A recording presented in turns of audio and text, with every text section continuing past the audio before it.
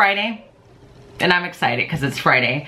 My intentions for today's video was to be really nothing about teaching at all, because it's kind of a big day for me and I'm really excited about it, and I'll tell you why in just a second. But I feel inclined to add this little teaching bit to it because the purpose of me vlogging every day was just to kind of capture like life in 2021 coming out of this pandemic. So we just got an email from our principal and our superintendent that just confirms that 7th and 8th grade students will be returning to the hybrid model the week of April the 5th. So in a little less than a month, I'll be teaching. It's almost like startling to think I will be in class with students teaching with a mask on my face. And so I'm really excited about that. A little, not nervous or apprehensive, but just kind of like, wow, I need to really wrap my brain around all that means for me, and like just readjusting my schedule and just teaching with a mask on, and what is that gonna look like? And then also just being not worried, but just like curious as to what my class will look like, because I know I could possibly lose some students. I could possibly gain some students because parents are being given the option to switch models. Like if they have their child signed up for hybrid, but they'd rather them just stay virtual for the rest of the year, they can make that change, and vice versa. If their child is virtual, but they'd rather switch them to hybrid, they could do that. And all of that flexibility for parents creates classes that now become unbalanced, and that needs to be fixed.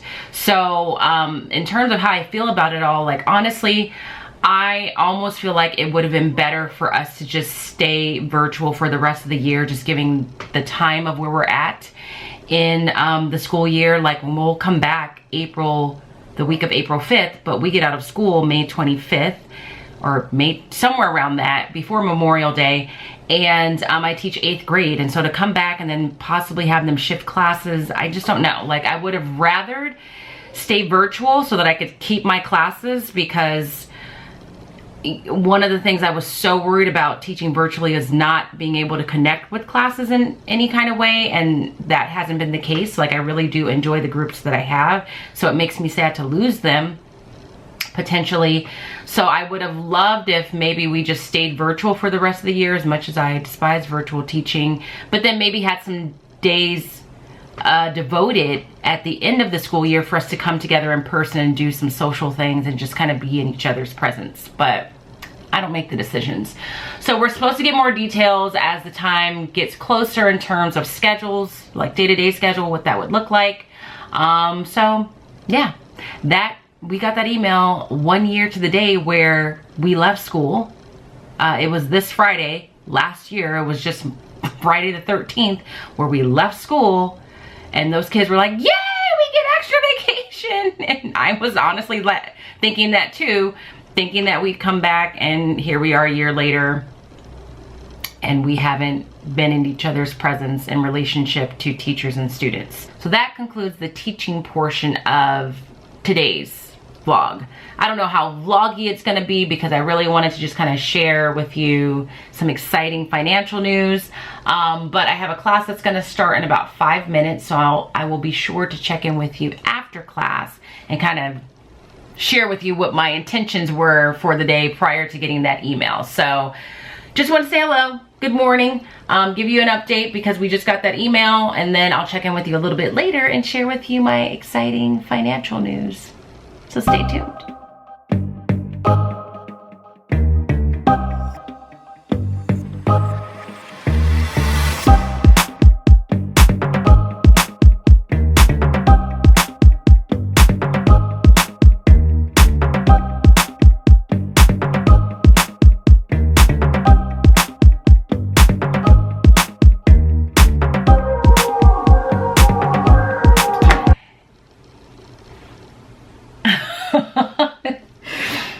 On to what my video was supposed to just focus on today, and that's my good little piece of financial news. And for me, that is, I just officially paid off my Best Buy credit card, and I'm feeling very proud of myself.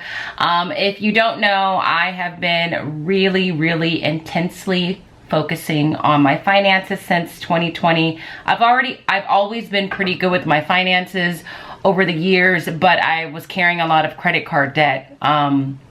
In spite of being like pretty stable financially and having good credit, like I have credit card debt, and I was just not getting rid of it.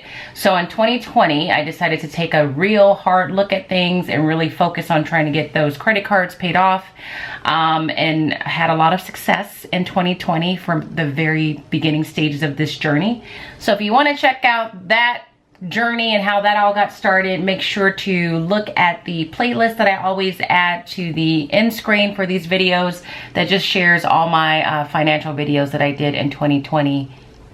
I think just 2020. I haven't done one at all this year. So the reason why this one is extra special or extra exciting is because this is one of the accounts that I consider to be a heavy hitter. The credit cards that I was able to pay off last year were on the smaller side in terms of balance, at least smaller to me. And this one was a bigger one. This is the one that I used to get my washer, my dryer, and my refrigerator when I first moved into this condo. So you can imagine, like, the balance was several $1,000s. I had every intention of paying it off within the like 2-year interest-free phase, but I was not able to do that because I couldn't afford it. So when 2021 came around, I just kind of made some even more defined financial goals, because just saying like pay off my credit card debt is good, but it wasn't super specific in terms of being put on a timeline. So my goal was to have this account paid off by the end of April, and I am ahead of schedule. I'm like more than a month ahead of schedule. So I'm super excited about that. And bonus is not only was I able to do that just now, but I was also able to replenish my emergency fund because I had dipped in that last month with dealing with the plumbing issues that I needed to get fixed. And there was something else that I had to go in there for, but that's now back at the minimum, which is $1,000. And on top of that, I was able to just make a significant payment on the next credit card that I'm looking to get rid of, which is my Gap Visa card. That also has a higher balance, not because I was just living the life shopping at the Gap and Old Navy, but because it's one of those credit cards where you could use it outside of the stores. So I was able to use it for other things. And I know that over the years, I had put car repairs on them because I didn't have an emergency fund and money was tight, and I did what I had to do, and summer would come and I didn't have enough money to get myself through the summer. So that card was kind of used for a lot of different things. So I'm really excited about that. And I do want to thank everyone that's watching, because one of the reasons that I've been able to make the progress that I've been able to make at the rate I've been able to make it is because of my activity on social media and people watching it, engaging with it. That does bring in extra income for me. So I want to say thank you for helping me to achieve my goal. So yeah, I just wanted to share that and just like very briefly talk about how I approach my finances. I do get asked that on occasion. I think because I'm a teacher, number one, I'm a single person, number two, and I am a homeowner despite those what could be obstacles. So I have learned and have just accepted, and I'm okay with it, that I'm someone that really does well with just being mindful of my finances, if that makes sense. So I don't have a notebook. I don't really track things super meticulously. I used to. Back in the day, I used to balance my checkbook like nobody's business. But I don't do that anymore, and I don't have a traditional formal budget where I sit down and say, you know, for the month of March, this is how much I'm allotting to groceries, this is how much I'm allotting to eating out, this is how much I'm allotting to pet care. I just kind of let myself spend as I need to spend, but I'm mindful of it. So I don't just say, oh, I'm just gonna spend until I can't spend anymore. So for example, if I feel like I've eaten out a lot, like this past month, I've eaten out quite a bit because I've just been busy or I've met up with friends. If I start to get to a place where I'm like, wow, you know, you're eating out more than you normally would, then I'm really good about just like reining it back. And so that's really just how I've focused or how I've functioned with my finances, and that seems to be working. My main intent right now with paying off debt and being really purposeful about that is just constantly making sure to find ways and find opportunities to increase income, and taking any extra income that I have and devoting it to debt repayment. So like I said, social media activity has been a blessing in the past couple of years because I've had more opportunities with different collaborations and different brands, and that often brings in an extra income for me. And I take that extra income and it goes towards debt repayment. And then also this past year with just COVID, as much as it has been annoying, it has saved me money because there were certain things I wasn't paying for because I couldn't make use of the service. So I wasn't paying for an Orange Theory membership because it was closed. I wasn't paying for Massage Envy because they were closed. I wasn't going to get my elaborate manicures because I couldn't. So I would take that extra money that I was accustomed to spending, and I would take that and pay it on the credit card that I was working on at the time. So that's what I've been doing, and that's really been working, and I'm feeling, like I said, really optimistic because I have some other projects that I've worked on that I still haven't been paid for, and then I haven't filed my taxes yet, so I should be getting some money back from that.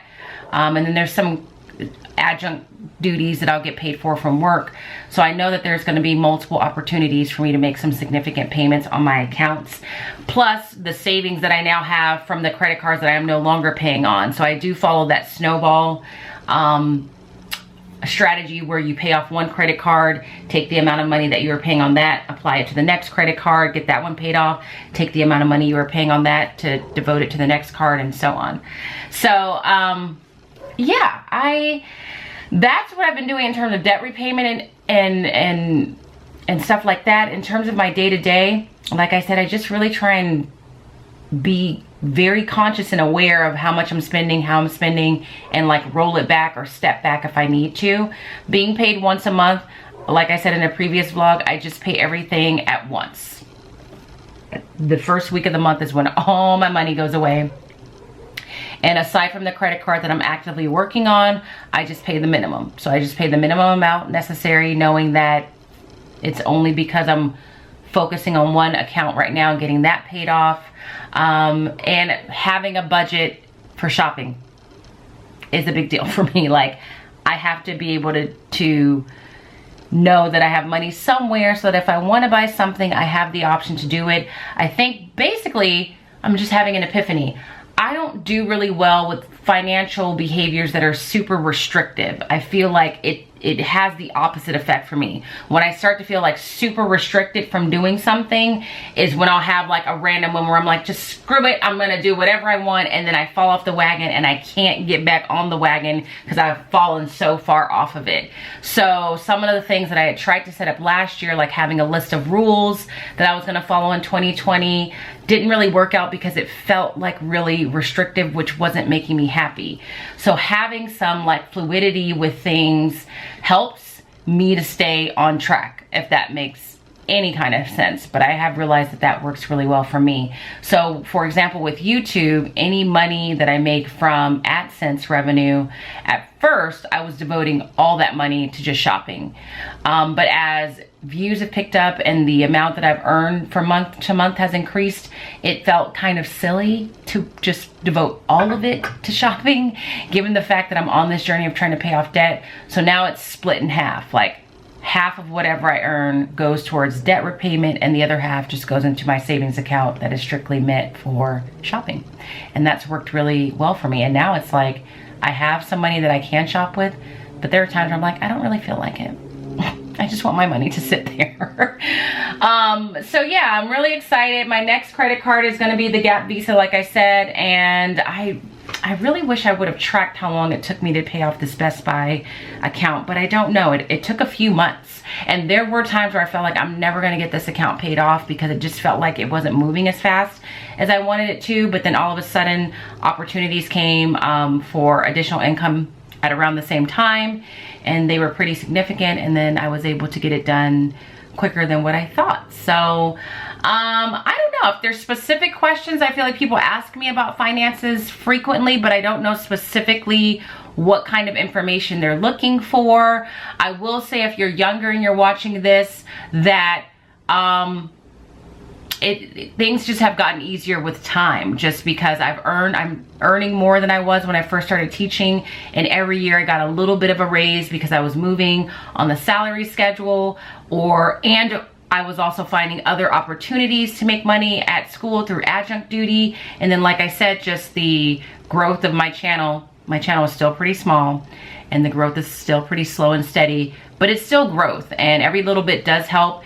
That has also helped me kind of get to a much more stable place financially.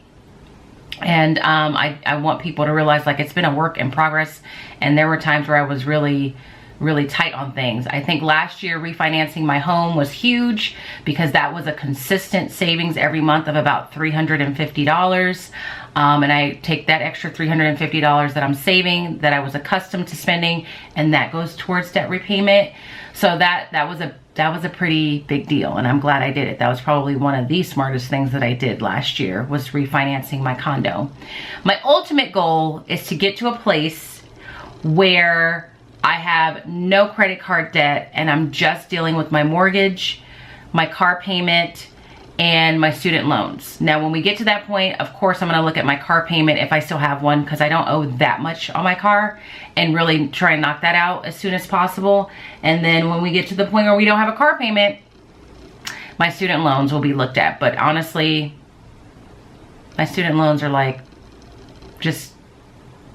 they're just always gonna be there in my mind. Like, if I pay them off before they're due, I'm gonna be shocked pleasantly. But I've kind of resolved with the idea that that's just kind of something that's always going to be there. I'm gonna try and get them paid off. I'm not saying I won't do it if I have the means. It's just not something that I'm gonna feel bad about if I never get to that point. So that is all I really wanted to share with you on Friday, because I'm so excited about it. And my teaching on Fridays is minimal because of the SEL lessons, but they really did enjoy it. I do want to share that with the SEL lessons, I guess I'm giving you more teaching content now. They got to do like a virtual reality situation where they kind of picked a job, looked at their potential income, looked at the expenses they would have, and then kind of got to see, once you pay all your bills, how much money do you have left over, just to kind of give them like a reality check or a sense of what life is like as an adult. So that was all organized by our counseling interns, and so they had like a Google Slides presentation that they were able to put all that information on. So that was great. And then they iReady tested, and that was all that they did, and I just kind of watched and monitored. So what I'm gonna do now is I'm gonna go downstairs, I'm gonna eat, I'm gonna let the dogs out, do my Friday Starbucks run, because you know what time it is, and I'm gonna eat some lunch and take a nap because I'm tired. And so that's what I'm gonna do. But if you have some specific financial questions that aren't like super personal, like, you know, what are your account balances or something like that, make sure to leave them and I'll try and answer them for you. Again, if you want to see some other content that I've uploaded over the past year in relationship to my financial journey, those are always linked at the very end on the end screen, and you can watch them there. If you liked this video or this vlog, give it a thumbs up. If you are on a debt repayment journey, give this video a thumbs up, or let me know what you're trying to work on or what your financial goals are. And if you're not following me on Instagram, head over there, do that. And as always, I hope that you are well. If you are not well, please be well, and I will see you guys tomorrow.